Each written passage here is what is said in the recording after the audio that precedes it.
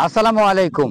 সাম্প্রতিক সময়ে পাকিস্তানের উত্তর পশ্চিম অঞ্চলে অর্থাৎ পাহাড়ি অঞ্চলে ব্যাপক পরিমাণ বৃষ্টিপাত সংঘটিত হয়েছে, যার পরিপ্রেক্ষিতে পাকিস্তানের জনগণের প্রাণহানি ঘটেছে এবং ব্যাপক পরিমাণ ঘর বাড়ি দালান কোঠার ক্ষতি সাধিত হয়েছে। পাশাপাশি পাহাড়ি ঢলের সৃষ্টি হয়েছে, অস্বাভাবিক বন্যার সৃষ্টি হয়েছে। এখন এই যে পাকিস্তানে যেই বৃষ্টিপাত সংঘটিত হয়েছে, এই বৃষ্টিকে কি বলা হচ্ছে? এই বৃষ্টিটাকে বলা হচ্ছে ক্লাউড বাস্ট, যার অর্থ দাঁড়াচ্ছে মেঘের বিস্ফোরণ। অর্থাৎ বোমা যেভাবে বিস্ফোরিত হয়, ঠিক একইভাবে মেঘের বিস্ফোরণ ঘটেছে পাকিস্তানের বিভিন্ন অঞ্চলে এবং একাধিক অঞ্চলে এই বৃষ্টিপাত সংঘটিত হয়েছে। যদি এটার সঠিক বা শুদ্ধ অর্থ দাঁড়ায়, তার অর্থটাই হবে হচ্ছে মেঘ ভাঙা বৃষ্টি। এখন এই যে ক্লাউড বাস্ট, এটা কি?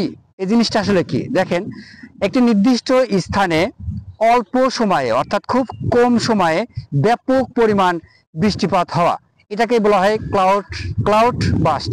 অর্থাৎ একটা নির্দিষ্ট স্থানে খুব অল্প সময়ে ব্যাপক পরিমাণ বৃষ্টি সংঘটিত হয়েছে পাকিস্তানের বিভিন্ন অঞ্চলে।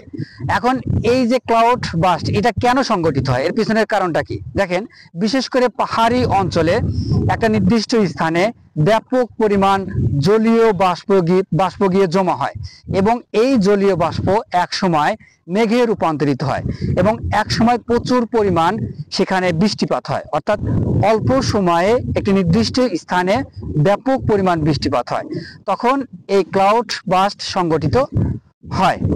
এখন আমরা দেখতে পারি যে পাকিস্তানের বিভিন্ন অঞ্চলে এই বৃষ্টিটা সংঘটিত হয়েছে বা একাধিকবার সংঘটিত হয়েছে, বিশেষ করে 2025 সালে। এবং আমরা দেখতে পারি যে ভারতের বিভিন্ন অঞ্চলে, বিশেষ করে পাহাড়ি অঞ্চলে এই বৃষ্টিপাত সংঘটিত হয়েছে এই 2025 সালে। চীনের একটি অঞ্চলে এটা সংঘটিত হয়েছে। আসলে বাংলাদেশের জন্য এই ক্লাউড বাস্ট এটা কতটা ঝুঁকিপূর্ণ আমরা একটু যদি বিশ্লেষণ করার চেষ্টা করি। দেখেন, বাংলাদেশেরও পাহাড়ি অঞ্চল রয়েছে, বিশেষ করে বান্দরবন, খাগড়াছড়ি, রাঙ্গামাটি, এই অঞ্চলটা আপনারা জানেন যে পাহাড়ি অঞ্চল, এবং এখানেও অস্বাভাবিক বৃষ্টিপাত সংঘটিত হয়। আমরা গত বছরও আগস্ট মাসে দেখতে পেরেছি যে এই অঞ্চলে বৃষ্টিপাত হওয়ার ফলে ব্যাপক পরিমাণ মানুষের ক্ষতি সাধিত হয়েছে। এখন এই যে ক্লাউড বাস্ট, অল্প সময়ে প্রচুর পরিমাণ বৃষ্টি একটি নির্দিষ্ট স্থানে, এটা হওয়ার ফলেই কিন্তু ওই অঞ্চলে মানুষের ব্যাপক পরিমাণ প্রাণহানি ঘটে এবং ব্যাপক পরিমাণ ক্ষতি সাধিত হয়। এখন আমরা বাংলাদেশ এই ক্ষেত্রে ঝুঁকিপূর্ণ কতটা দেখেন, আমরা জানি যে বাংলাদেশ সমভূমি এবং আমাদের পাহাড়গুলো ওই পাকিস্তানের মতো অত উঁচু না, ইন্ডিয়ার মতো অত উঁচু না, এবং এই সমভূমি হওয়ার কারণে আমরা আসলে এই ক্লাউড বাস্টের যে ক্ষতি, সেই ক্ষতির হাত থেকে কিছুটা রক্ষা পাচ্ছি।